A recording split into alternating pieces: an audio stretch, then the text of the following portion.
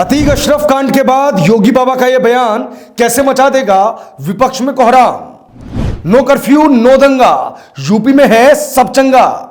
Mafia के उपचार के लिए पुलिस है काफी, भयमुक्त यूपी के लिए काफी है पुलिस की लाठी।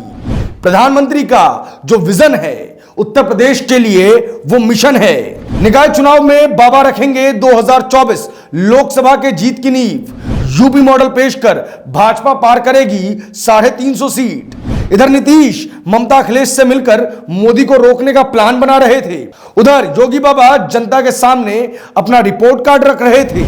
योगी ने यह ठाना है पंचायत से पार्लियामेंट तक सिर्फ भाजपा की सरकार को बनाना है। कैसे बताएंगे इस वीडियो में।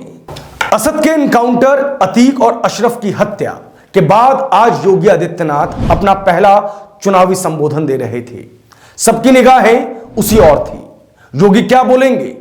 चारों ओर से विपक्षी हमले से घिरे योगी आदित्यनाथ ने आज अपने भाषण से एक बार फिर विरोधियों को चित्त कर दिया।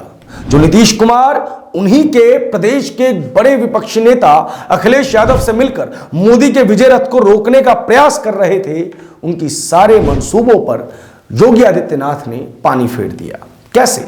उत्तर प्रदेश में निकाय चुनाव होने वाले हैं। प्रथम दृष्टि में यह चुनाव भले ही छोटे नजर आए, लेकिन 2024 लोकसभा चुनाव से नजदीकी और देश के सबसे बड़े सूबे में इन चुनावों का होना इसे बेहद खास बना देता है। क्यों? क्योंकि उत्तर प्रदेश में है 80 लोकसभा सीट। नरेंद्र मोदी सरकार को 2014 में भी और 2019 में भी उत्तर प्रदेश, बिहार ने खूब प्यार दिया। 2019 में तो भाजपा को बंगाल से भी खूब प्रेम मिला। 80 लोकसभा सीटों वाले प्रदेश अकेले अपने बूते अर्श से फर्श और फर्श से अर्श तक का सफर कई नेताओं को तय करवा चुका है। बड़ी बात यह है कि उत्तर प्रदेश में विपक्ष का सफाया हो चुका है। नीतीश चूंकि भाजपा के साथ 2019 के लोकसभा चुनावों में थे तो उनके पास कुछ सीटें जरूर हैं, लेकिन बंगाल में भी भारतीय जनता पार्टी ने सेंधमारी कर दी है। तो इन तीनों जगहों के नेता मिलकर भारतीय जनता पार्टी के खिलाफ एक मास्टर प्लान तैयार कर रहे हैं। और इस मास्टर प्लान का पहला रूप यह है कि योगी आदित्यनाथ के लॉ एंड ऑर्डर पर सवाल उठाया जाए।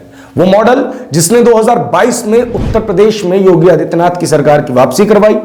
32 साल बाद, लगभग 33 साल बाद, जब उत्तराखंड और उत्तर प्रदेश अलग हो चुके थे, उसके बाद से अब तक कोई भी मुख्यमंत्री दोबारा मुख्यमंत्री पद की शपथ नहीं ले पाया था। ऐसा करने वाले पहले मुख्यमंत्री योगी आदित्यनाथ बने। सबसे लंबे समय तक मुख्यमंत्री बनने का रिकॉर्ड भी उनके पास बना। तो ऐसे में उनकी सरकार को घेरने के लिए उन्हीं के ब्रह्मास्त्र का प्रयोग किया जा रहा है, यानी कि लॉ एंड ऑर्डर का। एक तरफ जहां विपक्षी गठबंधन बंगाल, बिहार और उत्तर प्रदेश में भाजपा को रोकने की कोशिश में लगा है, नीतीश कुमार ममता अखिलेश से मुलाकात कर रहे हैं, विपक्षी मॉडल का समीकरण तैयार कर रहे हैं। ऐसे में भाजपा के लिए ये निकाय चुनाव बेहद महत्वपूर्ण हो जाते हैं। इसीलिए शायद योगी आदित्यनाथ ने खुद इस चुनाव की बागडोर संभाली है। सहारनपुर में आज योगी आदित्यनाथ ने चुनावी सभा को संबोधित करके चुनावी बुगुल का शंखनाद कर दिया। योगी आदित्यनाथ ने भयमुक्त उत्तर प्रदेश के अपने मॉडल को जैसे ही जनता के समक्ष रखा, जनता एक बार फिर उनके साथ चल पड़ी और विपक्षी प्रपंच टूट गया। सीएम योगी ने जनसभा में कहा कि पहले यूपी में कर्फ्यू लगते थे, अब कांवड़ यात्रा निकलती है। आज महोत्सव उत्तर प्रदेश की पहचान है। प्रचार की शुरुआत सहारनपुर से कर रहा हूं। मां शाकंभरी की कृपा हम सब पर बनी रहे। जनसभा को संबोधित करते हुए सीएम योगी ने यह कहा कि प्रधानमंत्री नरेंद्र मोदी के नेतृत्व में सहारनपुर विकास के पथ पर अग्रसर है। मुख्यमंत्री ने कहा कि आज प्रदेश में कानून व्यवस्था का राज कायम है। प्रदेश की कानून व्यवस्था आज पूरे देश में नजीर बन चुकी है। माफिया और अपराधी अब अतीत हो चुके हैं। आज यूपी में भयमुक्त माहौल है। योगी आदित्यनाथ ने विपक्षियों को भी मंच से खूब सबक दिए। उन्होंने कहा कि 2017 से पहले की सरकारों को सहारनपुर में दंगा कराने से फुर्सत नहीं मिलती थी। पहले नौजवानों पर झूठे मुकदमे दर्ज किए जाते थे, बेटियों को लेकर माता पिता चिंतित रहते थे, सिख भाइयों पर हमला करवाया गया था, किसान आत्महत्या करता था। लेकिन आज सब कुछ बदल चुका है। अब किसान को सम्मान निधि दी जाती है। सहारनपुर क्या, पूरे यूपी में कहीं दंगा नहीं होता। भयमुक्त माहौल है। उत्तर प्रदेश विकास की ओर अग्रसर है। योगी आदित्यनाथ की सरकार पर विपक्ष विकास की अनदेखी करने का और असल मुद्दों से ध्यान भटकाने का आरोप लगाता रहता है।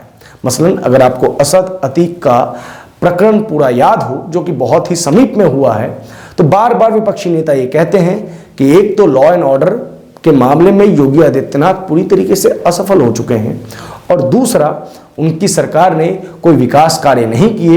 इसी वजह से जनता को गुमराह करने के लिए ऐसे मुद्दों को उछाला जाता है।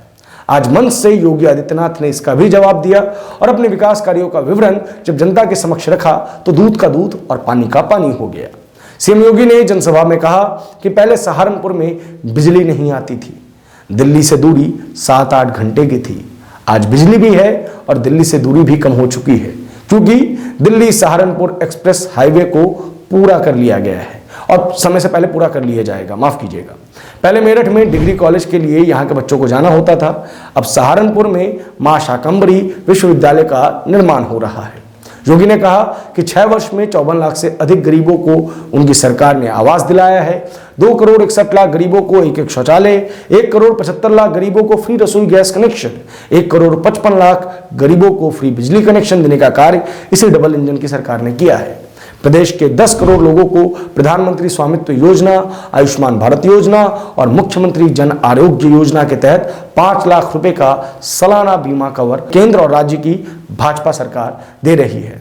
अब भारतीय जनता पार्टी अपने उस पुराने मॉडल पर आ गई है। पहले Bharatiya Janata party double engine की बात करती थी, अब वो ट्रिपल इंजन की बात कर रही है। जी हाँ, डबल इंजन के बाद अब भाजपा ट्रिपल इंजन पर जोर दे रही है और पंचायत से लेकर पार्लियामेंट तक भाजपा की सरकार बनी अपने उस मिशन पर लग चुकी है और इस चीज का बिगुल भी योगी आदित्यनाथ ने फूंक दिया है। आज उन्होंने कहा कि मैं मां शाकंभरी और मां बाला सुंदरी की पावन धरा से निकाय चुनाव का शंखनाद करने आया हूं। केंद्र की मोदी सरकार और यूपी की योगी सरकार डबल इंजन से विकास कार्य करा रही है, लेकिन अब शहरों और कस्बों के विकास के लिए तीसरे इंजन की भी जरूरत है। जो भाजपा का मॉडल है, पार्लियामेंट से लेकर पंचायत तक सिर्फ और सिर्फ भारतीय जनता पार्टी को स्थापित करना, इस मिशन पर अब योगी आदित्यनाथ लग चुके हैं। इसलिए विकास की गति ट्रिपल इंजन से हो रही है और निकाय चुनाव में भाजपा के सभी प्रत्याशियों को विजय बनाकर विकास की गति को और बढ़ाना है। एक बड़ा प्रश्न, जिस वक्त उत्तर प्रदेश के निकाय चुनाव हो रहे हैं, उस वक्त उत्तर प्रदेश के एक बहुत बड़े नेता नीतीश कुमार से मिल रहे हैं। एक तरफ जहां उत्तर प्रदेश में माफिया थर-थर कांप रहे हैं, वहीं दूसरी तरफ बिहार में जो नीतीश कुमार की सरकार है, वो एक बड़े माफिया को जेल से बाहर निकालने के लिए जेल मैलवन में बदलाव कर रहे हैं। अब जनता के समक्ष 2 मॉडल है, जनता किस पर विश्वास करेगी वो तो जनादेश में पता चलेगा ही। फिलहाल इस वीडियो में इतना ही। इस वीडियो पर आपकी जो भी प्रतिक्रिया है कमेंट बॉक्स में जरूर बताएं। धन्यवाद।